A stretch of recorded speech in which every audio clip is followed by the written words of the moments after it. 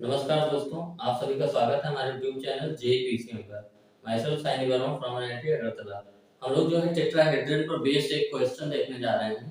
Question हमारा क्या है कि prove that the circumcentre of the tetrahedron OAABC where OA vector equal to A, OB vector equal to B, OC vector equal to C is given by mod A square into B cross C plus mod B square into C cross A plus mod C square into C cross A cross B upon scalar triple product of vector A B C।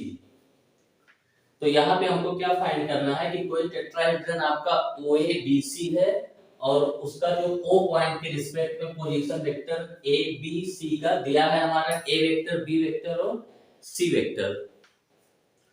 तो सरकम centre क्या होता है, जैसे हम लोग जानते हैं कि ट्रायंगल का सरकम सेंटर क्या होता है कि एक हम लोग ऐसा सर्किल ड्रा करें, ऐसा सर्किल ड्रा करें जो क्या हो आपका ट्रायंगल के तीनों वर्टेक्स से जो है पास हो। इसका मतलब कि ट्रायंगल को कंटेन करने वाला जो ये सर्किल है, ये सर्किल है, इसका इस सर्किल का जो सेंटर होगा इसी को हम लोग क्या बोलते हैं, circumcentre of circle, circumcentre of circle.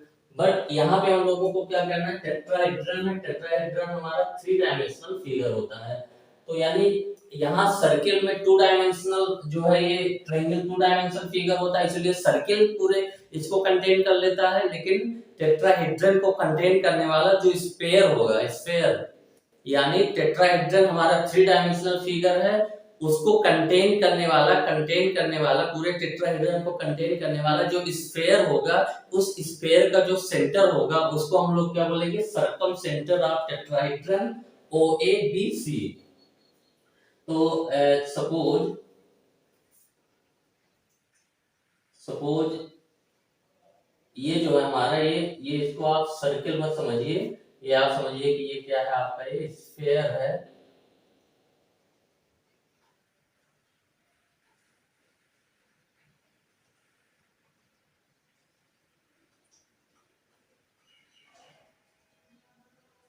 ये हमारा पॉइंट O हो गया, ये A हो गया, ये B, ये C। तो ये देखिए हमारा जो टेट्राहेड्रन फॉर्म हो रहा है OABC, OABC को जो कंटेन करने वाला जो स्फीयर है, उस स्फीयर का जो सेंटर होगा उसको हम लोग क्या बोलेंगे, सरकम सेंटर ऑफ टेट्राहेड्रन। तो ये 3D में आपको विजुलाइज करना है। और जो ट्रायंगल होता है ये टू डायमेंशनल फिगर होता है, लेकिन टेट्राहेड्रन क्या है आपका थ्री डायमेंशनल फिगर। यानी अगर हम लोग जो है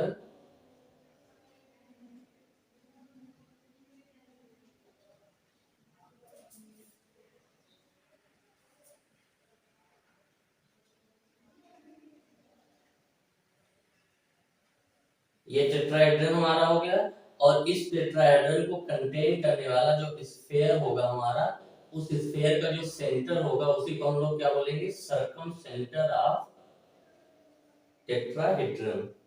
तो सपोज ये पॉइंट हमारा हो गया, तो इसी पॉइंट को हम लोग क्या बोलेंगे, सरकम सेंटर ऑफ टेट्राहेड्रन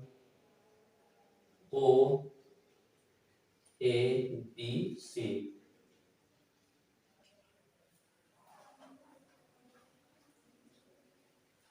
अब हमको क्या करना है, ये सरकम सेंटर हमको फाइंड करना है, और ये हमारा ये प्रूव करना है कि इस फॉर्म में है।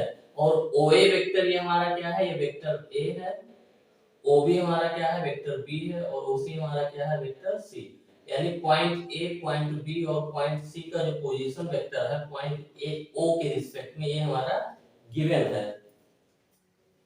अब हम लोग सपोज करते हैं कि ये पॉइंट P हमारा क्या है, इस टेट्राहेड्रन OABC को कंटेन करने वाला जो स्फीयर है, स्फीयर मतलब थ्री डायमेंशनल जो फिगर है, इसका सेंटर क्या है हमारा P है। तो P पॉइंट का हमको क्या करना है, पोजीशन वेक्टर हमको निकालना है।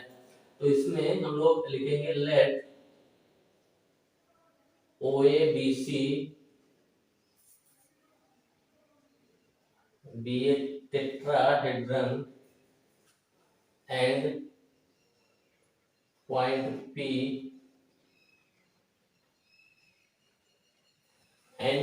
P is the center of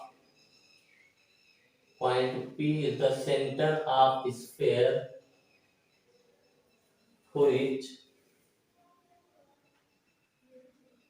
contain tetrahedron OABC। यानी टेट्राहेड्रन OABC को कंटेन करने वाला जो स्फीयर है, इसका पॉइंट P है, जो है इसका सेंटर पॉइंट P है। Then P is known as circumcenter of tetrahedron OABC। यानी पॉइंट P ही हमारा क्या हो गया, OABC जो टेट्राहेड्रन है इसका सर्कमसेंटर हो गया। अब हमको पॉइंट P का जो है पोजीशन वेक्टर फाइंड करना है।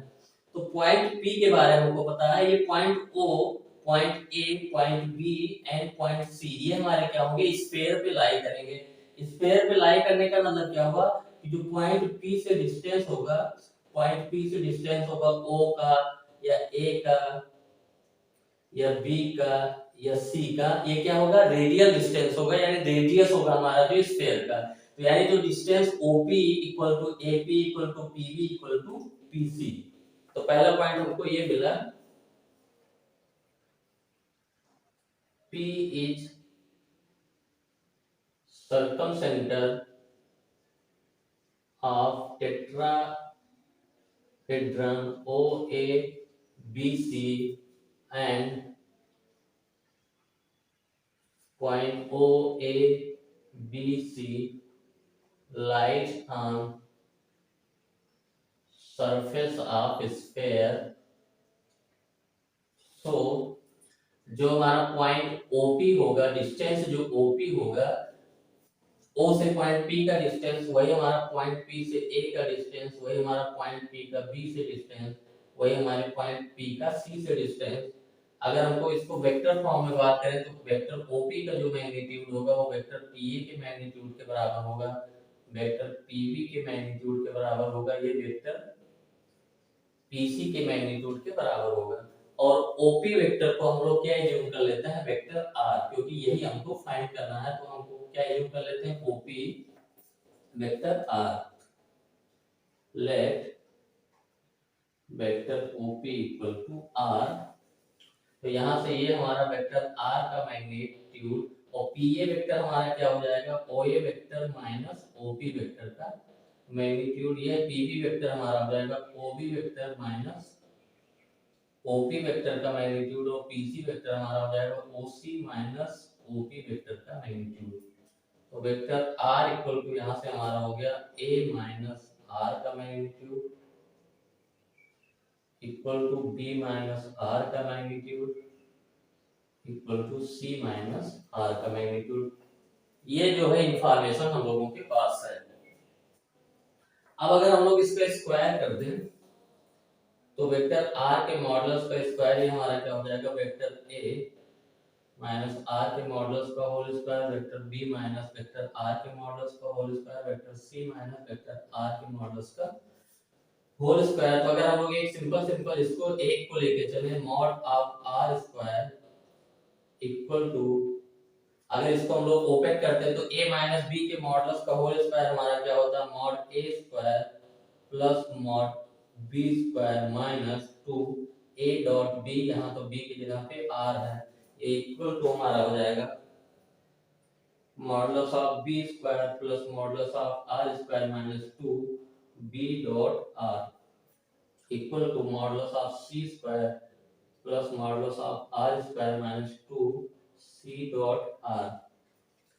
अब R स्क्वायर सबसे सब्सट्रैक्ट करते हैं हम लोग तो ये क्या हो जाएगा, 0 हो जाएगा, यानी 0 इक्वल टू ये हमारा क्या हो जाएगा, mod A square minus 2A dot R equal to mod R square minus 2B dot R equal to mod C square minus 2C dot R। ये हम लोगों का हो गया। अब यहाँ से हम लोग अगर A डॉट R की वैल्यू निकालें तो A square minus 2A dot R equal to 0, तो A dot R equal to mod A square by 2 B dot R, ये हमारा बी स्क्वायर होगा, B square mod B square minus 2 B dot R equal to हो जाएगा mod B square by 2 C dot R equal to mod C square by 2। ये हम लोगों का information इतना हम लोग अभी लिख के चलते हैं। अब हमको वेक्टर आर चाहिए और जो हमको फाइंड करना है जिस टर्म में, इसको भी हमको देखना है। तो इसमें एक कॉन्सेप्ट यूज होगा कि कोई भी अननोन वेक्टर आपको आर जो है फॉर्म करना हो, या तो इसके लिए तरीका क्या होता है हम लोगों का, वेक्टर आर जो अननोन वेक्टर है वो गिवन वेक्टर के लीनियर कॉम्बिनेशन के रूप में हम उसको लिखते हैं। ये किसी भी वेक्टर इक्वेशन को सॉल्व करने का ये जनरल तरीका होता है कि आपको जो अननोन वेक्टर है उसको गिवन वेक्टर के लीनियर कॉम्बिनेशन के रूप में लिखना है। तो यहाँ पे vector A, vector B, vector C हमारे गिवन वेक्टर हैं और हमको इस फॉर्म का लाना है। यहाँ पे scalar triple product A B C भी चाहिए, तो हम लोग एक पॉइंट इसमें लिखेंगे, vector A, vector B and vector C are non-coplanar vectors. So A cross B vector, B cross C vector and C cross A is also non-coplanar vectors.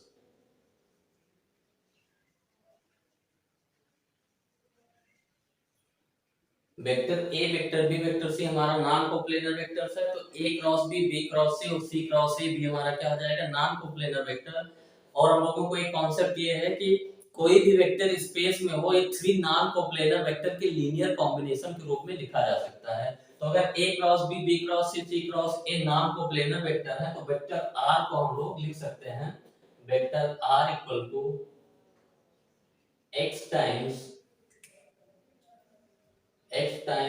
a cross b plus y times b cross c plus z times c cross a।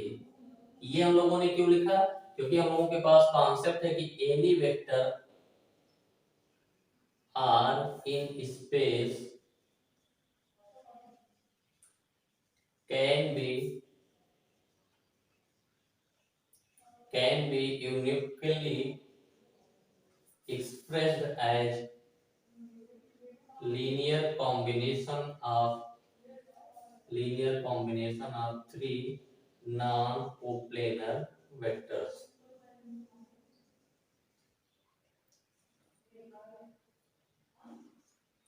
तो unknown vector को ये find करने का जो है ये general तरीका होता है कि जो गिवन वेक्टर है उसके टर्म में हम लोग जो है लीनियर कॉम्बिनेशन के रूप में लिखेंगे, क्योंकि और ये तीनों जो अननोन वेक्टर होने चाहिए जिसके लीनियर कॉम्बिनेशन के रूप में हम लोग लिख रहे हैं वो नॉन कोप्लेनर वेक्टर होना चाहिए। तो हमको A B C given vector है, A cross B cross C cross A भी क्या होंगे, हमारे नॉन कोप्लेनर वेक्टर होंगे। इसको हम लोगों ने यूज किया क्योंकि यहाँ पे B cross C cross A और ए क्रॉस बी के टर्म में हमको आंसर लाना है।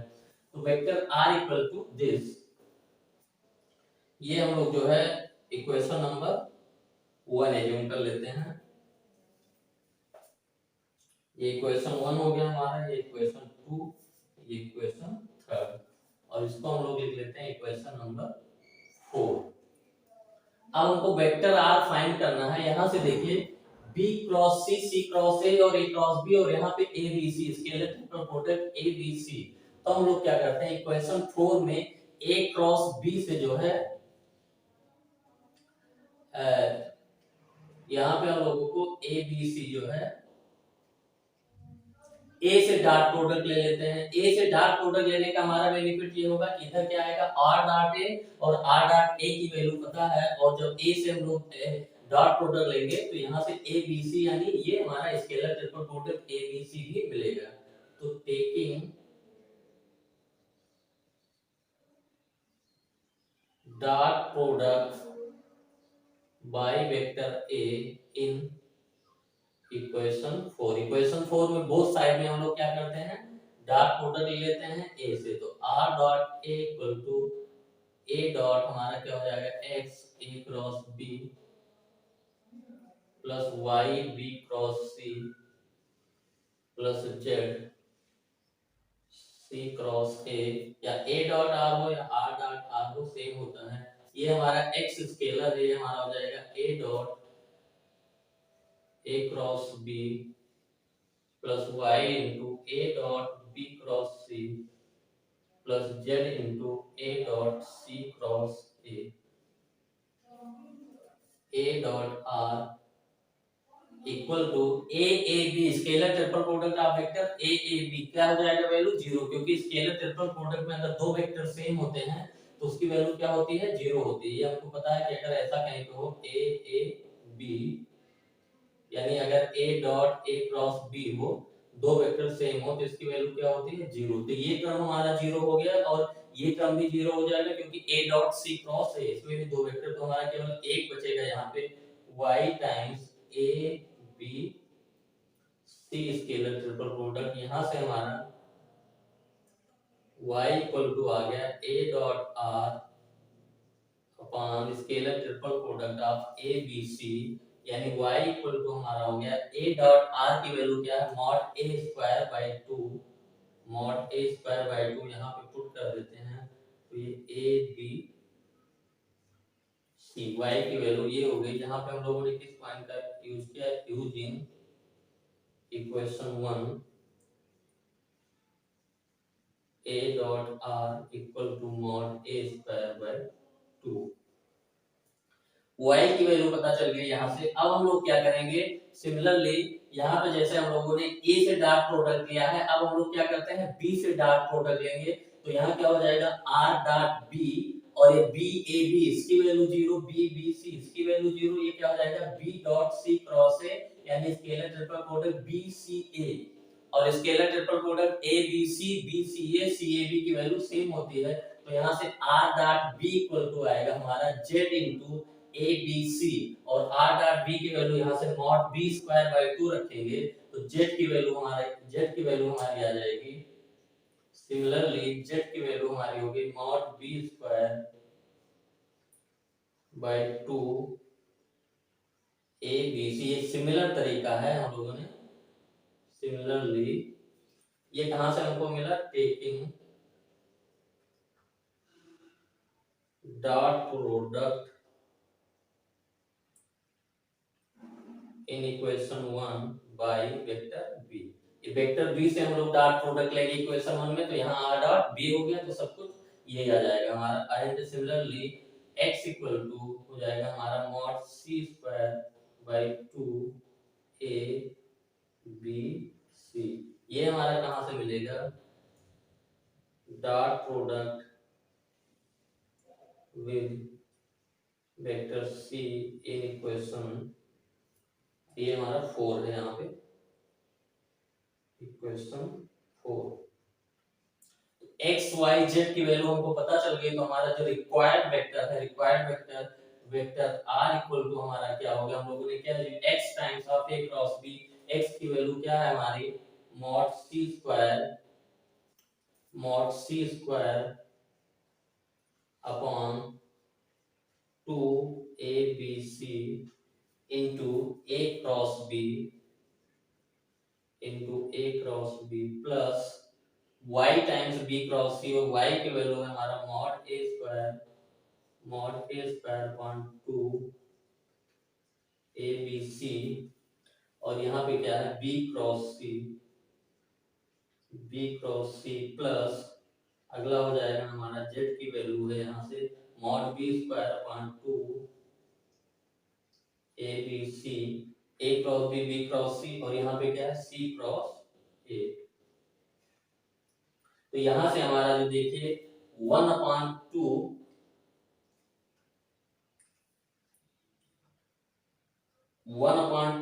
ए बी सी हमारा अगर कॉमन आ जाएगा यहां से a dot r equal two by 2,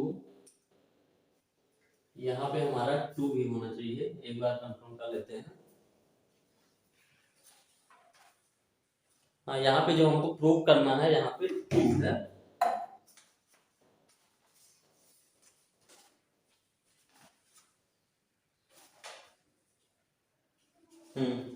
ये हमारा 2 भी है यहाँ पे, तो यहाँ से वेक्टर r इक्वल टू हमारा 1/2 A B C vector common आ गया और हमारा ऊपर वही बचेगा। तो ये रिक्वायर्ड जो वेक्टर r हमको फाइंड करना था ये हम लोगों ने फाइंड कर लिया। तो सिंपली एक बार हम लोग इसको समझ लेते हैं क्या हमको करना था। circumcenter of the tetrahedron OABC where OA vector A, OB vector B and OC vector equal to C is given by this।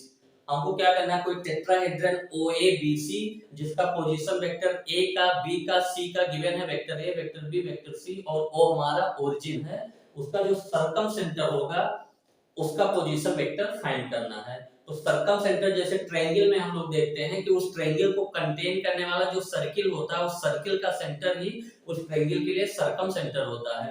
तो टेट्राहेड्रन हमारा क्या 3 डायमेंशनल फिगर है, तो 3 डायमेंशनल टेट्राहेड्रन को कंटेन करने वाला जो स्फीयर का जो सेंटर होगा वही हमारा क्या होगा, सर्कमसेंटर ऑफ द टेट्राहेड्रन। तो ये O पॉइंट हो गया हमारा पॉइंट P।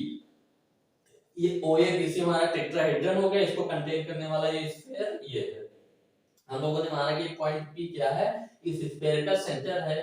तो OABC पॉइंट हमारे जो है स्फीयर के सरफेस पे है, तो डिस्टेंस इक्वल होगा PO equal to PA equal to PB equal to PC। अगर वेक्टर फॉर्म में लिखें तो OP वेक्टर का magnitude this equal to this equal to this.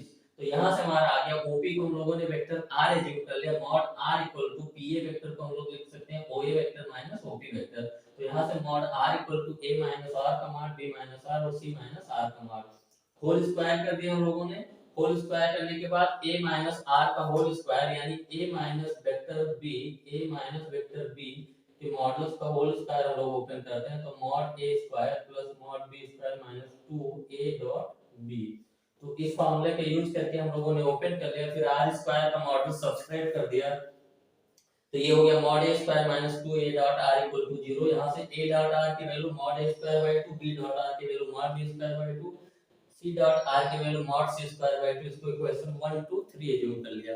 अब हम लोगों का जो वेक्टर इक्वेशन कोई होता है, कोई अननोन वेक्टर सॉल्व करना हो तो अननोन वेक्टर r को हम लोग जो गिवन वेक्टर के लीनियर कॉम्बिनेशन के रूप में लिखते हैं, और जो लीनियर कॉम्बिनेशन के रूप में जिन वेक्टरों को लिखते हैं वो नॉन कोप्लेनर होने चाहिए। तो हमको जो फाइंड करना है इसमें a cross b, b cross c, c cross a type का दिख रहा है, तो हम लोग जानते हैं a b c जो हमारे क्या होंगे, नॉन कोप्लेनर वेक्टर होंगे। तो a cross b, b cross c और c क्रॉस a भी क्या होंगे, हमारे नॉन कोप्लेनर वेक्टर होंगे। तो हम लोगों ने वेक्टर r को a cross b, b cross c और c क्रॉस a के लीनियर कॉम्बिनेशन के रूप में लिख सकते हैं, क्योंकि हम लोग जानते हैं कि any vector r in space can be uniquely expressed by linear combination of three non coplanar vectors.